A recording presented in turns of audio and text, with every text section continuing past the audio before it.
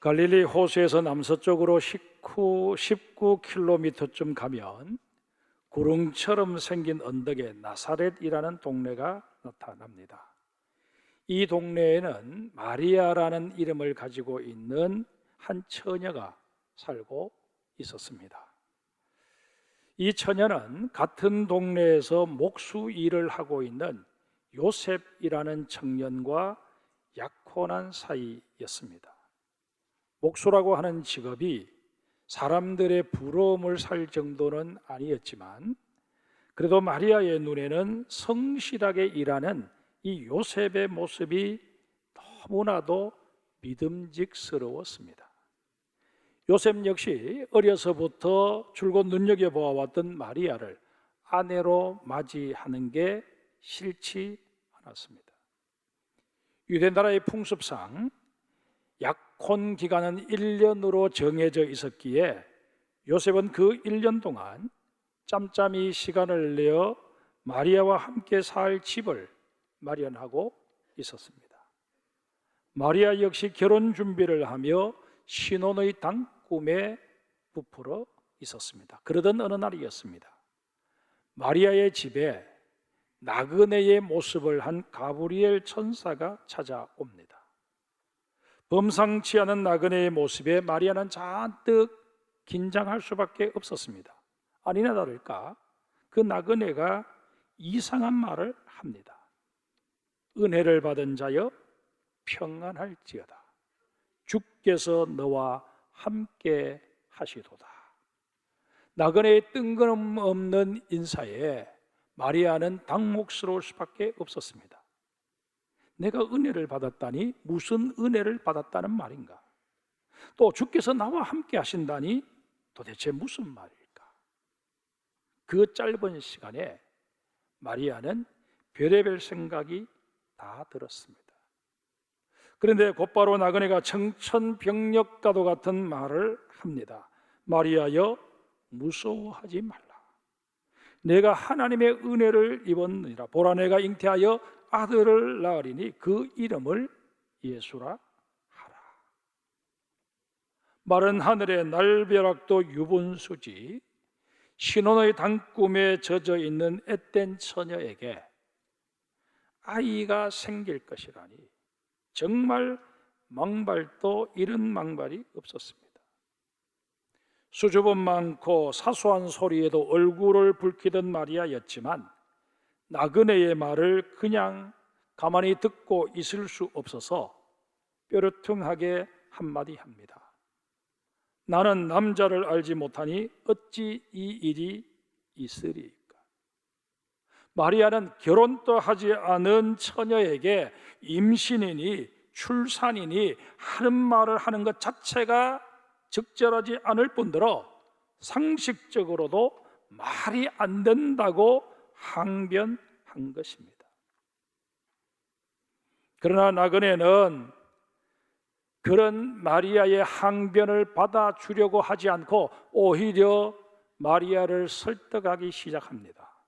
성령이 내게 임하시고 지극히 높으신 이의 능력이 너를 덮으시리니 이러므로 나실 바 거룩한 이는 하나님의 아들이라 일컬어지리라. 하나님의 영이신 성령님이 임하셔서 능력을 행하시면 인간의 상식을 초월하는 이적은 얼마든지 일어날 수 있다는 것입니다. 이 가브리엘 천사의 말은 지극히 당연한 말입니다. 하지만 성령님을 제대로 체험한 적이 없는 마리아 편에서는 이 말을 쉽게 수용할 수가 없었습니다. 이에 가브리엘 천사는 마리아가 당장 확인해 볼 수 있는 증거를 제시합니다. 보라, 내 친족 엘리사벳도 늙어서 아들을 배었느니라. 본래 임신하지 못한다고 알려진 이가 이미 6달이 되었느니라. 엘리사벳은 마리아도 간간히 그 소식을 들어 알고 있을 정도로 가까운 친척이었습니다. 그녀가 사가랴와 결혼을 한 후 오랫동안 아이를 갖지 못했다 하는 사실도 마리아가 들어 알고 있었습니다. 그러니 엘리사벳이, 아이를 낳지 못했던 엘리사벳이 성령님의 도우심으로 아이를 가졌다 하는 사실을 확인할 수만 있다면 마리아도 나그네의 말을 수긍하기가 그만큼 쉬워질 수 있는 것입니다. 마리아의 마음이 수긍하는 쪽으로 기울어질 조짐이 보이자 가브리엘은 아예 대못을 박아버립니다. 대저 하나님의 모든 말씀은 능하지 못하심이 없느니라. 이후에도 마리아와 가브리엘 천사 사이에 어떤 대화들이 더 오고 갔는지 정확하게 알 수는 없습니다. 중요한 것은 마리아가 가브리엘 천사의 수태 예고를 아멘으로 받아들였다는 사실입니다. 주의 여종이오니 말씀대로 내게 이루어지이다. 여러분, 이 광경을 한번 우리 상상해 봅시다. 분명 마리아의 목소리는 떨렸을 것입니다.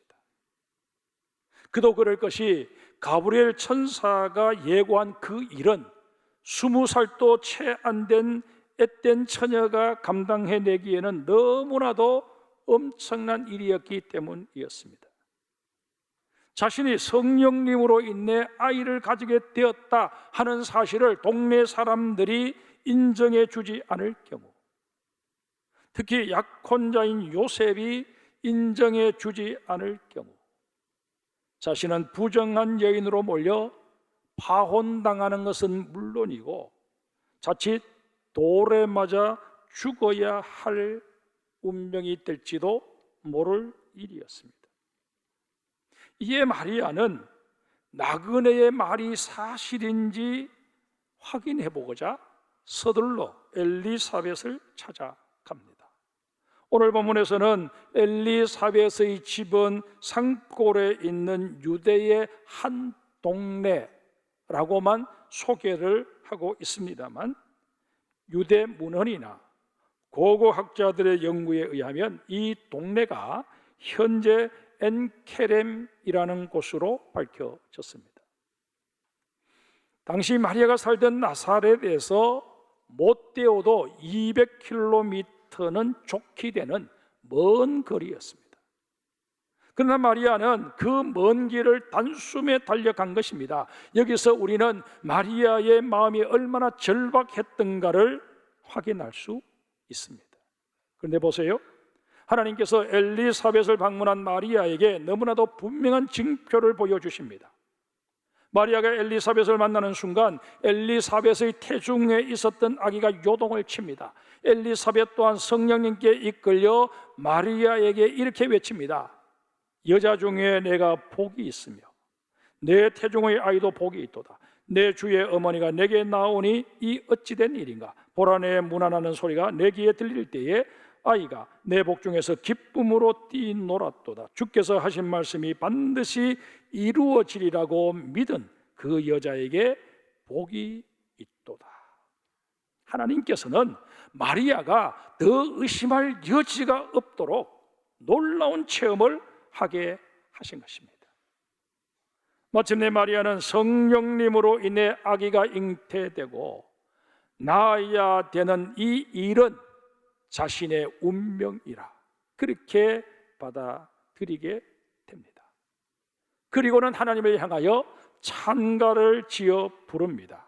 내 영혼이 주를 찬양하며 내 마음이 하나님 내 구주를 기뻐하였으면 그의 여종의 비천함을 돌아보셨습니다. 보라, 이제 후로는 만세에 나를 복이 있다 일컬으로다.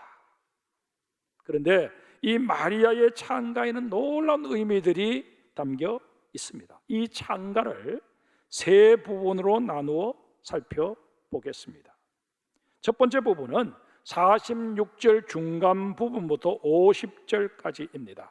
이 부분을 여러분의 이해를 돕기 위해 공동 번역본으로 읽어드리겠습니다. 내 영혼이 주님을 찬양하며 내 구세주 하나님을 생각하는 기쁨에 이 마음 설렙니다. 주께서 여종의 비천한 신세를 돌보셨습니다. 이제부터는 온 백성이 나를 복되다 하리니 전능하신 분께서 나에게 큰 일을 해주신 덕분입니다. 주님은 거룩하신 분, 주님을 두려워하는 이들에게는 대대로 자비를 베푸십니다. 우리는 이 마리아의 찬가 중에서 특별히 여종의 비천한 신세를 돌보셨다라는 이 고백을 눈여겨볼 필요가 있습니다. 앞서 말씀드렸듯이 마리아의 약혼자 요셉은 목수였습니다. 당시 목수는 천한 직업 가운데 하나였습니다. 요즘처럼 목공소나 공방을 차려놓고 가구나 농기구를 만들어 판매했던 것이 아니라 목공일이 필요로 하는 사람들이 집으로 불러서 일을 시키면 가서 그 일을 해주고 품삯을 받았습니다. 사정이 이렇다 보니 목수를 부른 집에서는 목수를 마치 종 부리듯 하기 일쑤였습니다. 그런데 그 당시 사회 관습을 고려해 볼 때 이런 비천한 목수와 약혼한 마리아의 집안 역시 크게 형편이 나을 게 없었을 것입니다. 마리아는 이런 자신의 신분을 익히 알고 있었던 터라 자신을 비천한 여종이라고 표현한 것입니다. 그런데 중요한 것은 이런 갈릴리에 속한 조그마한 동네 나사렛에 살고 있던 한 어린 처녀 마리아를 하나님께서 택하여 주셨다는 사실입니다. 제가 이제까지 장황하게 마리아의 출신 배경을 설명한 이유가 바로 여기에 있습니다. 혹 우리 중에 자신을 흙수저라 그렇게 여기고 자신의 출신에 대해서 불만을 가지고 그것 때문에 자존감 낮은 그런 인생을 살고 계시는 분이 혹 계십니까?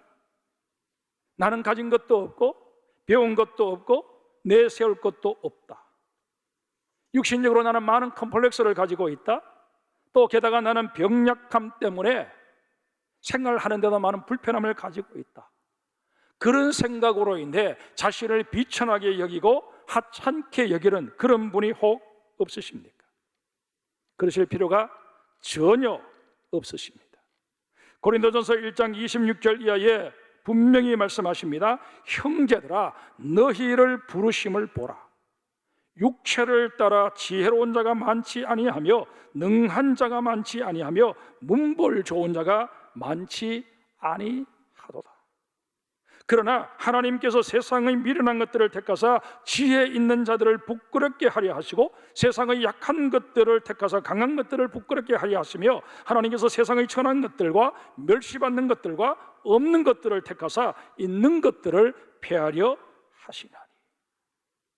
이게 하나님의 뜻일진데 우리 스스로 자격지심을 가질 이유가 전혀 없다는 것입니다. 마리아에게 큰 일을 행하신 하나님께서는 우리에게도 큰 일을 행하여 주셨습니다. 어떤 일일까요? 나를 택하여 주시고 구원하셔서 하나님의 자녀 삼아 주신 일입니다. 그러기에 우리도 나 자신을 일컬어 나는 복되다 선언할 수 있어야 할 것입니다. 그리고 실제로 세상을 담대하게 살아갈 수 있어야 할 것입니다.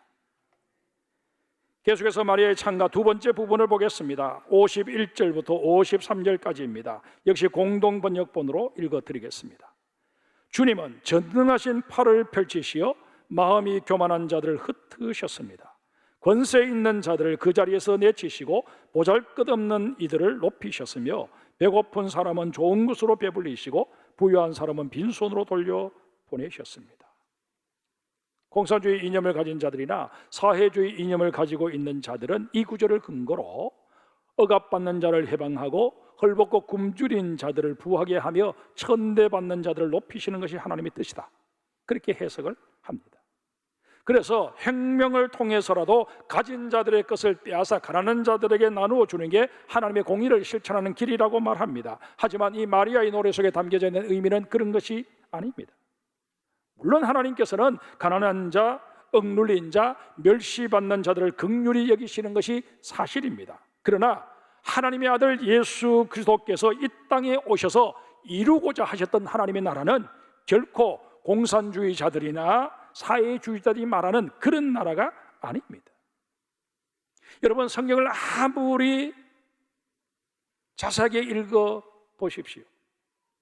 거기에 예수 그리스도께서 자신의 능력을 가지고 가진 자들의 것을 빼앗아 가난한 사람들에게 나누어 주셨다라는 내용이 있는가 한번 보십시오.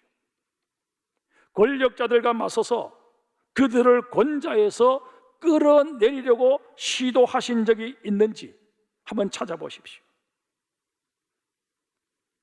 억울한 자를 돕고자 자신의 신적인 능력을 사용하신 적이 단 한 번이라도 있는지 여러분 한번 찾아보십시오.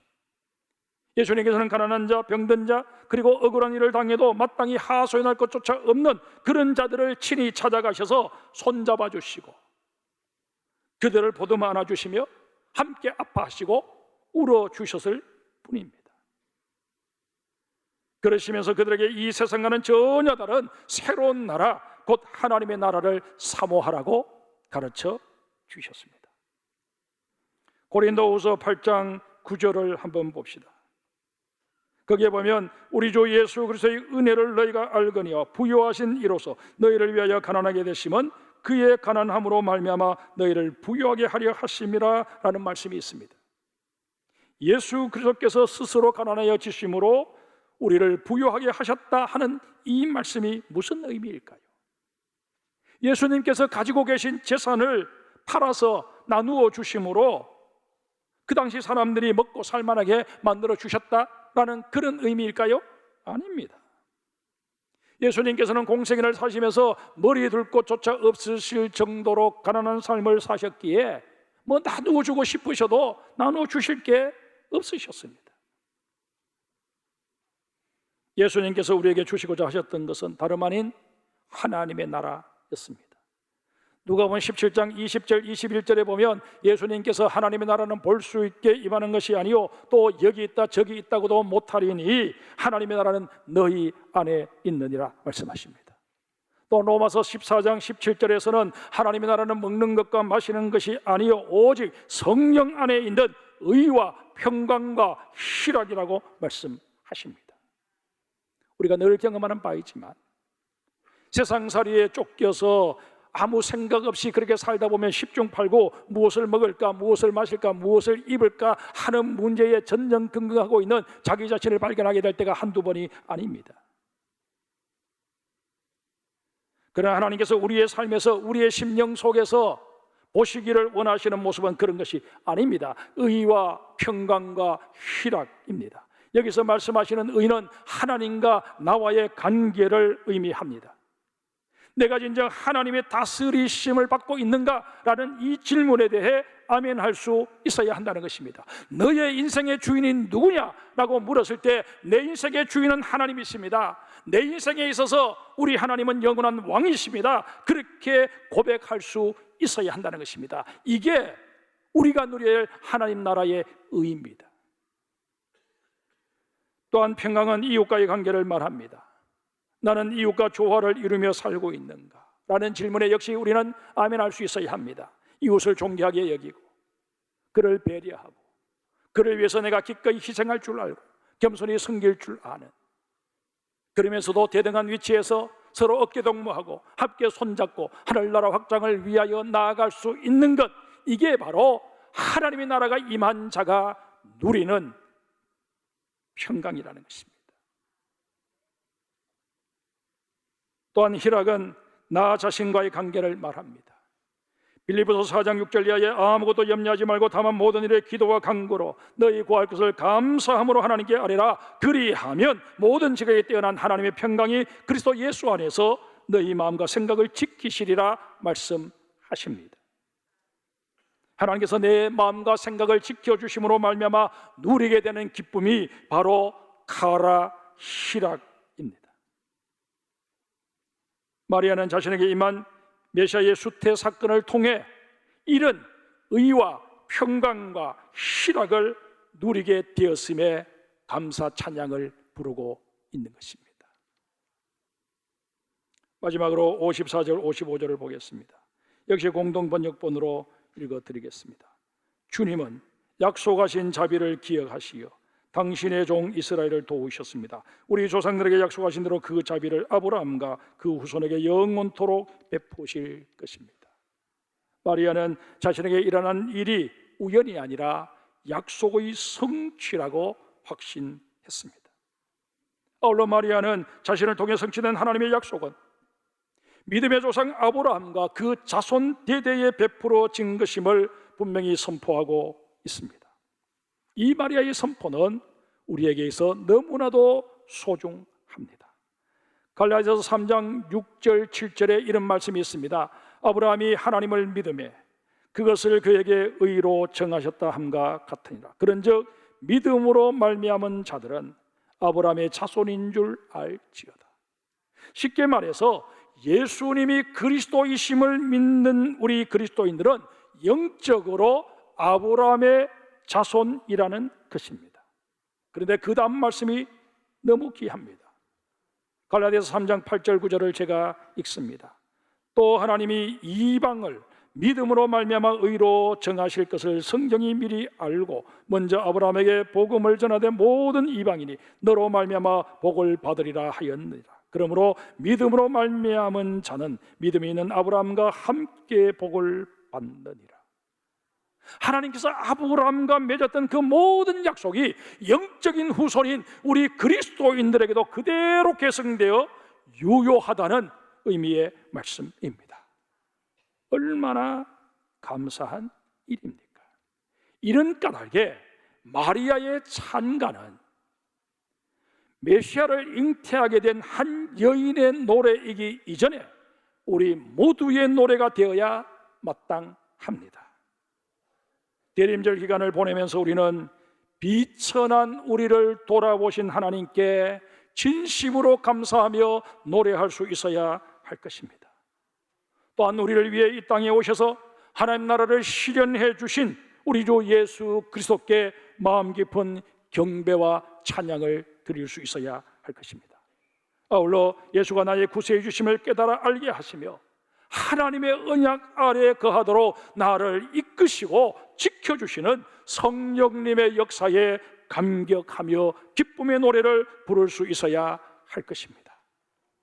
이런 의미에서 초림의 예수님께 감사하고 재림의 예수님을 기다리는 이 대림절 기간은 찬양의 절기가 되어야 할 것입니다.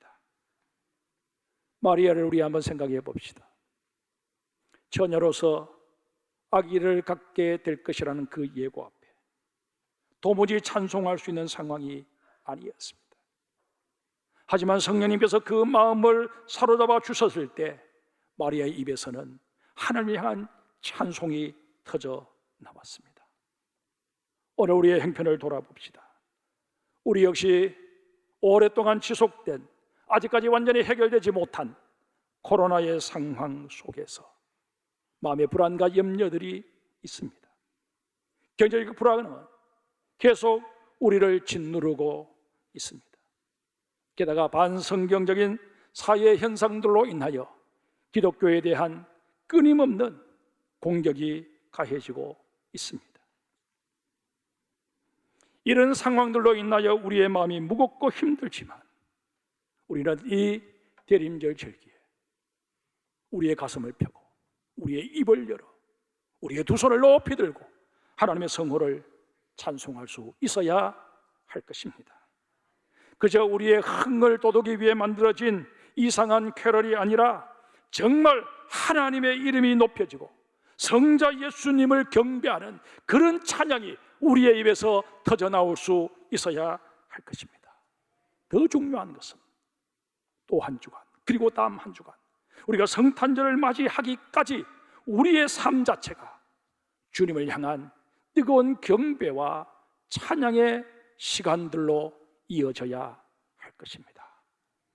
내가 서 있는 그 자리, 거기에서 우리 주님의 이름이 높여지고 정말 우리 주 예수 그리스도의 이 땅에 오신 의미가 담대하게 선포되어지는 그런 역사들이 일어나는 이번 대림절이 되어야 할 것입니다.